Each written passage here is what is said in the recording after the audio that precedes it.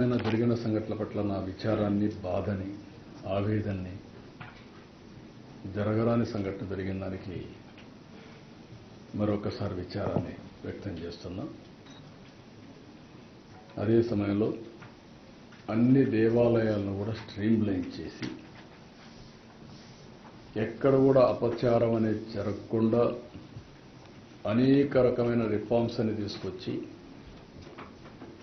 ఒక మాటలో చెప్పాలంటే ఇటీవల కాలంలో ప్రసాదాల దగ్గర నుంచి అన్నీ కూడా స్ట్రీమ్లైన్ చేసే సందర్భంలో ఇలాంటి సంఘటన జరిగింది. దీనికి కూడా కారణం మనం చూస్తే వెంకటేశ్వర స్వామి అంటే భక్తి పెరుగుతా ఉంది రోజు రోజుకి. ప్రజల్లో కూడా ఇలాంటి అకేషన్లో తప్పకుండా దర్శనం చేసుకోవాలి అనే ఒక సంకల్పం ఉంది. ఆ సంకల్పం ఉన్నప్పుడు ఇక్కడ ట్రస్ట్, మేనేజ్మెంట్ ట్రస్ట్ కానీ ఎగ్జిక్యూటివ్స్ కానీ సమన్వయంతో చేసుకొని దీన్ని లాజికల్గా తీసుకుపోవడానికి భక్తులకి ఎలాంటి ఇబ్బందులు లేకుండా దర్శనం చేయించే బాధ్యత, అలాంటి ఏర్పాట్లు చేయాల్సిన బాధ్యత వీళ్ళ మీద ఉంది. అది కూడా చేయాలని కూడా నేను చాలా స్పష్టంగా చెప్తున్నా. ఇప్పుడు నేను ఇక్కడికి వచ్చినప్పుడు కొన్ని నిర్ణయాలు కూడా తీసుకున్నాను. ఆ నిర్ణయాల్లో మీరు చూస్తే 6 మంది చనిపోయారు. వాళ్ళ కుటుంబాలకి నా ప్రగాఢ సానుభూతి తెలియజేస్తున్నా. అదే సమయంలో 6 కుటుంబాలు కూడా ఎస్ లావణ్య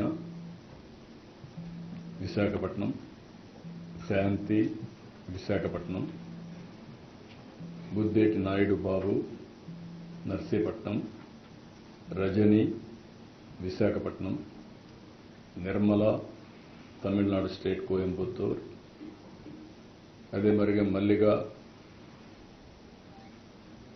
వీళ్ళు మెట్టు సేలం, వీళ్ళు మొత్తం 6 మంది చనిపోయారు.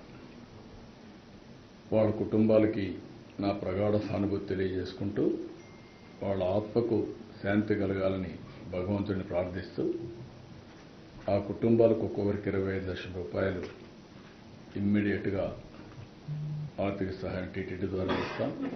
25 లక్షల రూపాయలు బోర్డు కూడా చెప్తున్నాను, వాళ్ళు కూడా వర్కౌట్ చేస్తారు. వాళ్ళకందరికి కూడా కాంట్రాక్ట్ ఉద్యోగం 6 మందికి 6 ఉద్యోగాలు ఇచ్చేట్టుగా ఇక్కడ కానీ తమిళనాడులో కానీ ఆ ఎంప్లాయ్మెంట్ కూడా ఇస్తారు. ఈ 2 కూడా వాళ్ళు మన టీటీడీ చేస్తారు. ఇంకొక పక్కన ఇద్దరికి కొంచెం సీరియస్ అయినాయి, దెబ్బలు తగిలాయి. వాళ్ళిద్దరికీ ఒక్కొక్కరికి 5 లక్షల చొప్పున ఆర్థిక సహాయం చేసి వాళ్ళ ఆరోగ్యం మెరుగయ్యే వరకు ప్రభుత్వ ఖర్చులతోనే మొత్తం చేస్తాం. వాళ్ళకి 5 లక్షల రూపాయలు ఇస్తాం. మిగిలిన వాళ్ళు దగ్గర మీరు చూస్తే ఆ ఇద్దరు కూడా తిమ్మక్క, 2 ఈశ్వరమ్మ, 33 మందికి ఇంజరీస్ అయినాయి. ఆ 33 మందికి ఒక్కొక్కరు 2 లక్షల రూపాయల చొప్పున ఆర్థిక సహాయం చేసి వాళ్ళు వచ్చింది వైకుంఠ ఏకాదశి రోజున దేవుని దర్శనం చేసుకోవాలనుకుంటున్నారు. వాళ్ళ సంకల్పం చూస్తే ఈ రోజు కూడా నడవలేని పరిస్థితుల్లో కొంతమంది బాగా దెబ్బలు తగిలి కొంచెం ఇబ్బందుల్లో ఉన్న ఎట్టి పరిస్థితుల్లో రేపు మేము దర్శనం చేసుకోవాలి అనే సంకల్పం ఉంది.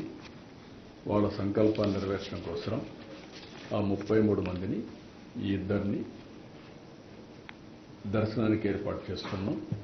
రేపు ప్రత్యేకంగా వాళ్ళకి దర్శనం ఏర్పాటు చేసి మనమే డబ్బులు ఖర్చు పెట్టి వాళ్ళ ఊర్లో వాళ్ళని చేర్చే బాధ్యత కూడా తీసుకుంటాం. అంతలోపల ఇవన్నీ కూడా ఫార్మాలిటీస్ అన్ని కంప్లీట్ చేస్తాం.